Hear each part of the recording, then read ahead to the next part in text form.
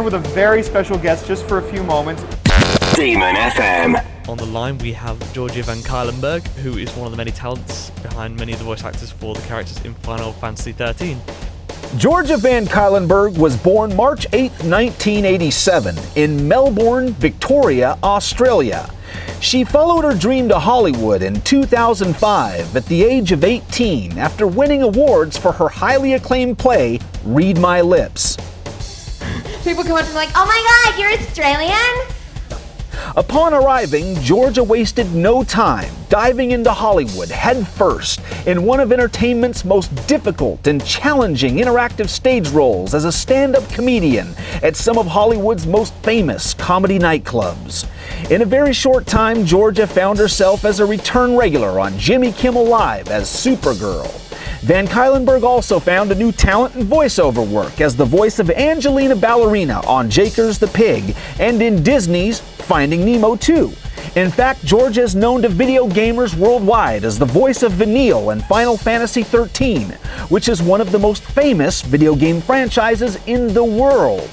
Cartoons are right up Georgia's alley, as she has always been a lover of children and involved in both children's productions and children's causes. While as a teen, Georgia toured Asia, doing children's shows in pantomime, and now in Hollywood, along with mentoring some of Hollywood's biggest rising child stars. Georgia has starred in the award-winning kids show My Magical World, and That's Funny, a game show for kids. If you thought all was bright lights and shining stars for Van Cuylenburg, well, think again. At the age of 16, Van Cuylenburg began losing her beautiful locks of hair that had won her many hair modeling jobs in Australia. She has an autoimmune disease and form of alopecia that would take most of her hair but none of her spirit. With her new documentary, Baby Let Your Hair Hang Down, coming out in 2012 to raise awareness to women all over the world with alopecia, I decided I'd catch up with Georgia and let her tell you her story about how she was able to overcome this horrific obstacle to become one of Hollywood's emerging stars and a true icon. So hey Georgia, how are you? It's so great to have you on the show. It's been a little bit since I've talked to you. Yeah, it's been a while, but it's good to be here. You look fantastic as usual. Oh, well, thank you, sir. I try.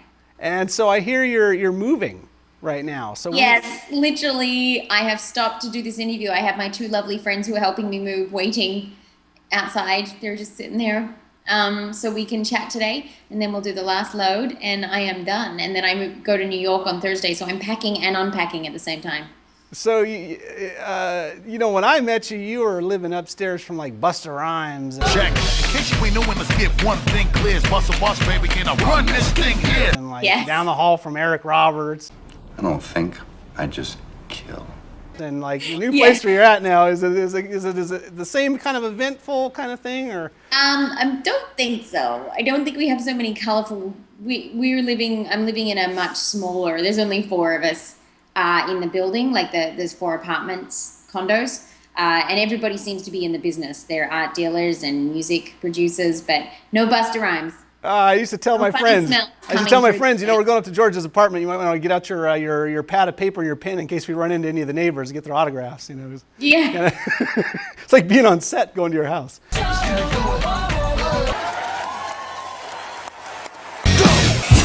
Well, it's great to see you, and there's so much that you're doing, and you're always so busy. And for all those video game buffs that are out there, of course, this is the real Vanille. You're not mad, are you? Wait, it just needed. What are you doing? Stop this! All right. Sorry about that. No hard feelings. When you're playing the video game, this is the real Vanille, the one that's the real one. And you know, do you recognize the sound out? Yeah. How many times did you have to do that? Just out of curiosity, when you were? I didn't count how many times I had to make that sound, but I would guess it was at least 400. Wow, and you had to practice at home, so the neighbors are probably wondering what the heck's going on over there. The funny thing is, the first recording session we had, they were like, "There's this sound that we're gonna need you to do. Like, it's a very much an anime sound." And they're like, "You kind of like breathe out and then breathe in quickly." And I was like, like, what? They said, go home and practice. So I still love it. I still love it. In my bedroom going, I'm like, oh, yes, I got it. And the neighbors are going, I think she's over there by herself, but I don't know, I'm not sure. Buster Rhymes is like, this sounds like fun in there. I know. You know, it's funny too because I'm so not up with the video games that I thought Final Fantasy was like a movie or something. And like, do. I was going Final Fantasy. I'm like, I gotta go rent that, you know. And you're kind of looking at me like, okay, you know, video game, whatever. And then I get downtown one day and I look up and literally there's like a freaking building, like 15-story building by the Wilshire Grand. It's got like vinyl on the side of it, and I'm like, wow, Yeah. okay, now I understand what Georgia is doing. There it is, you know, it's huge. Check it That out. was a kind of massive moment in my life, I have to say, when I saw that. Yeah.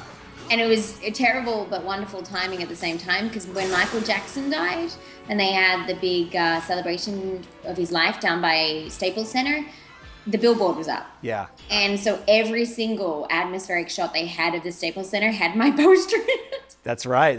It did too. And I got to tell you, just between you and me, my kids laughed at me when I told them I didn't know what Final Fantasy was. They were like, Dad, what are you talking about? You don't know what Final Fantasy? I'm the last person on earth that didn't know what it was.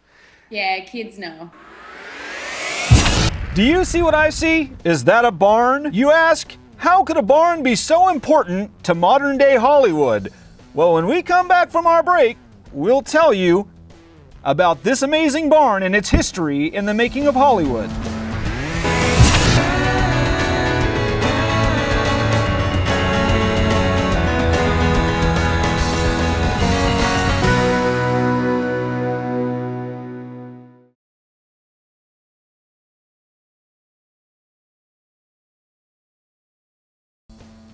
The barn was built in 1895 in Hollywood, California, and sat on the famous corners of Selma and Vine Streets. In March 1913, it became a movie studio of all things and was leased for $250 a month to Cecil DeMille and Jesse Lasky.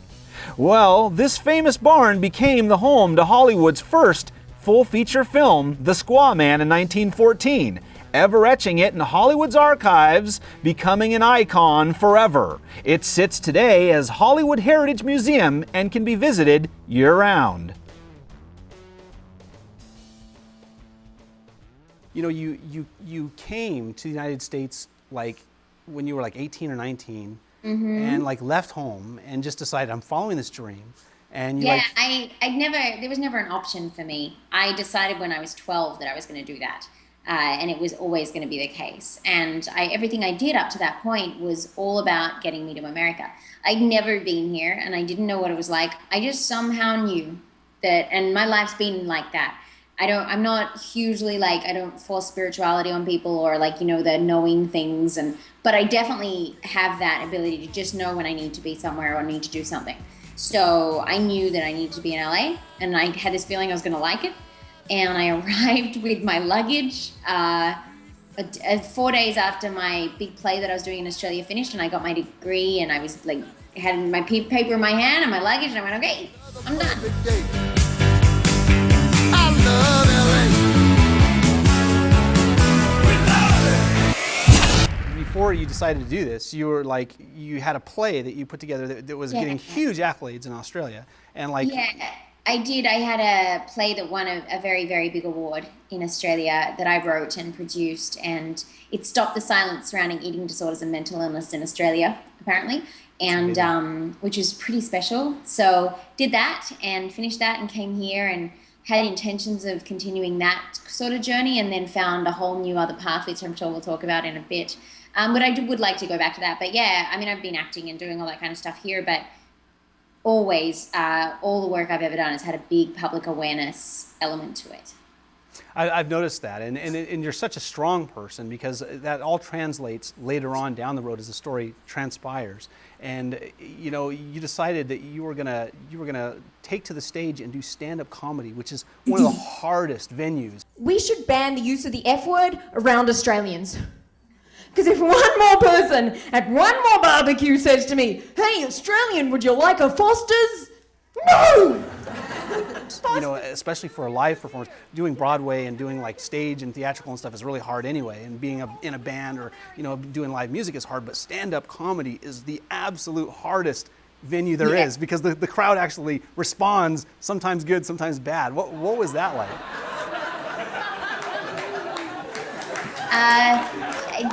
It's always been wonderful. You have moments where you're like, oh, I hate him. When you're starting out, because you get up there and no one laughs and you're like, okay, that was not fun. But then the next day you'll have a show and people laugh.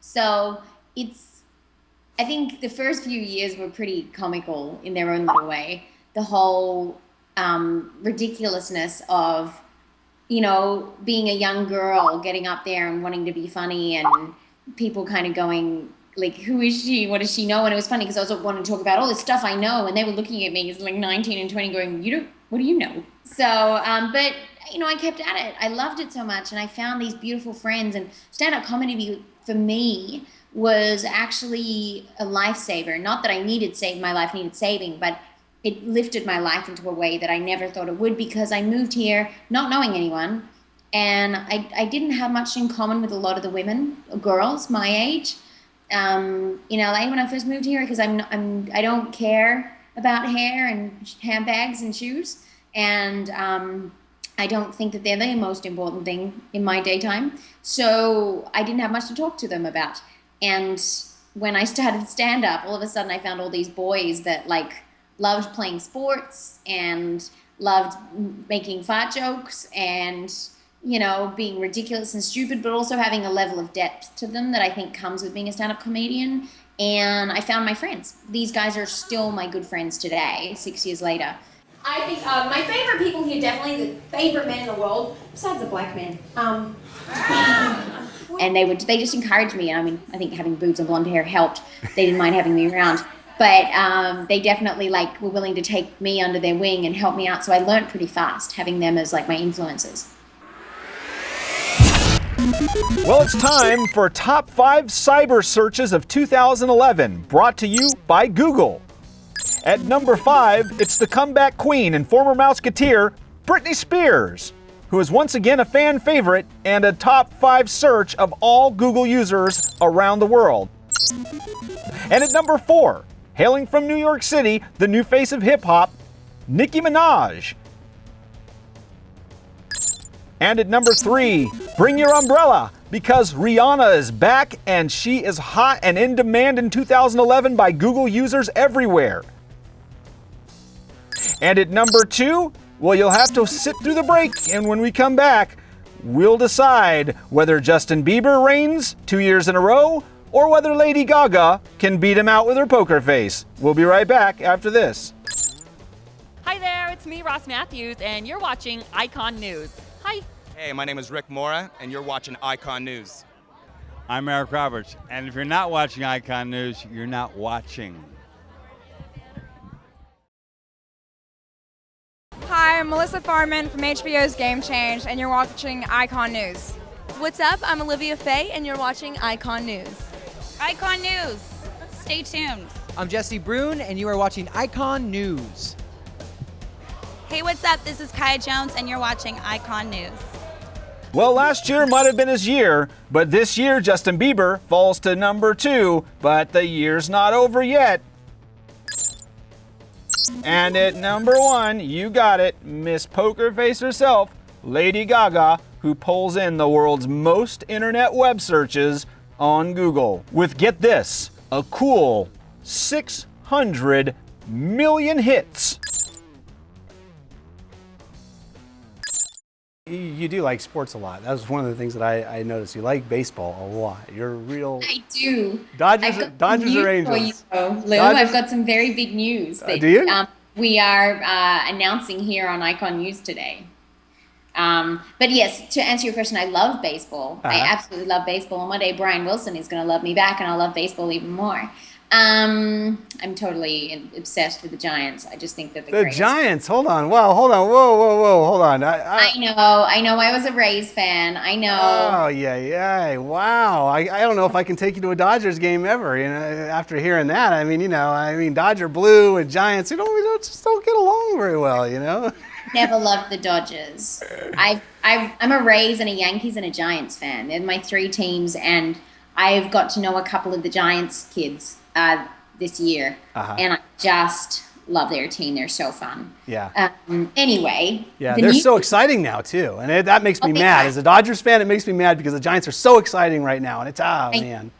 Sorry, Lou. I know. I need some shoe polish, and we can take one of our Dodger players and do him up. A Brian Wilson beard. Do it. I know. It's horrible. But the news in relation to sports is I am traveling to New York on Thursday to play cricket with the American women's cricket team. No. Yeah. You got to be kidding me. Hold on. You got extra seats on the flight, don't you? Bring a guy along. So hold on. So you're going to go play cricket with the women's cricket team? Yeah. No. Every time I talk to you, it's something different that you're doing. It's just amazing and interesting. How did that all come about? Definitely keeps it interesting. But yeah, I'm rooming with the captain of the team. Nice. I went to one training session and they asked me to come to the Nationals. So I'm headed off there to play for 3 days. The 1st, the 2nd, and the 3rd of July is the national tournament. So you got some mad cricket skills? Yeah. You know, I'm not bad. I come from a huge cricketing family, a very talented cricket player. That's what I hear. So it makes sense. And I played cricket. I played varsity cricket I was in it from 7th grade onwards. So what a couple of secrets of cricket? Keep your eye on the ball at all times. Keep the bat down, elbow up. Yeah. Watch the ball onto the bat. Yeah. And patience is a very, very valuable virtue for cricket. It's a much thinner stick that you guys use for cricket too. No, it's wider than a baseball. I could go and get my cricket bat if you would like. Well, But it's about this wide and it's flatter. Like it's flat. Okay. It's almost like a triangle shape. We'll put the graphic on the screen. We'll put one of those on the screen. There it is. We'll There's take you like one a right minute. there. There Okay. it is. Yeah. I'll just go get it, okay? Okay. I should have had waiting music for you. I know. You put me on hold without music. Unbelievable. It's some elevator music, so I can feel like I'm going to the 5th floor. This is a cricket bat. Oh, wow. Look at that. Oh, wow. So how do you hold that when you're holding it? Same like as a baseball Okay. Yeah. bat, but you hold it down like that. Oh, kind of position there, holding the bat back down there. Rod Carew, kind of. Yeah, there you go. Except Yeah. this way.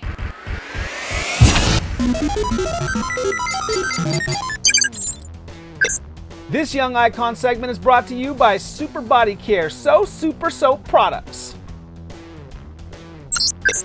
Can you identify this irreplaceable icon? Chew on that. We'll be right back after these messages.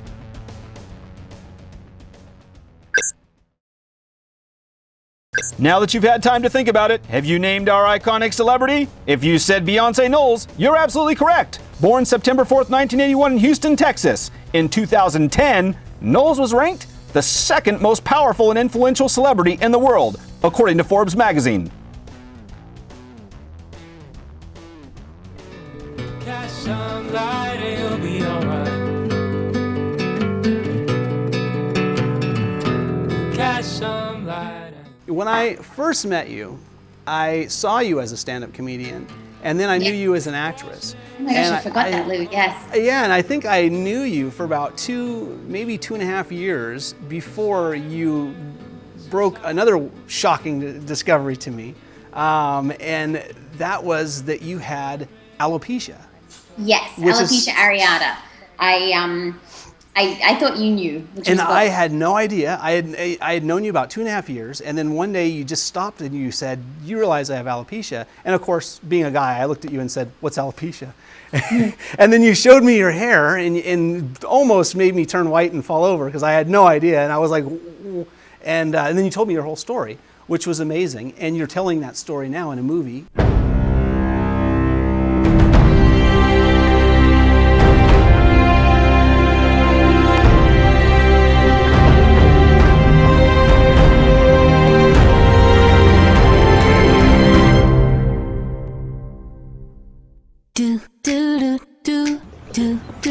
That's why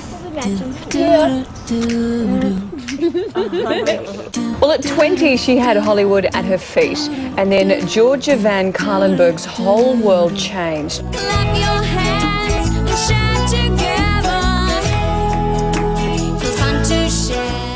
The former hair model turned actress, was devastated to find out she had the hair loss disease alopecia. Alopecia areata is an autoimmune disease in which the hair falls out. Bald is associated with sick, and I don't have cancer. I don't. I've just got alopecia, and it would be really nice if I didn't.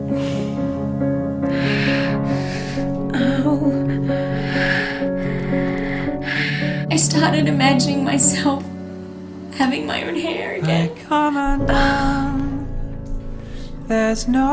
In fact, there's more people with autoimmune diseases in the United States, if you take all those diseases together, than there are with cancer. If I'm an actor out there, surely I should be the one going, I'm bald and that's okay. But instead of hiding at home, she decided to be loud and proud and embraced being bald and beautiful.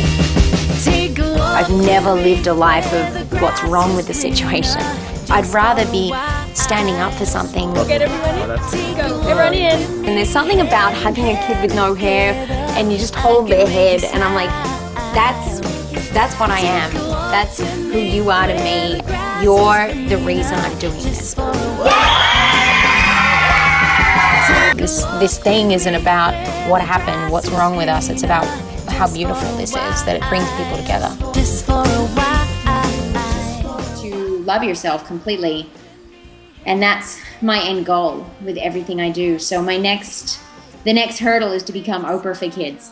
I can make you smile.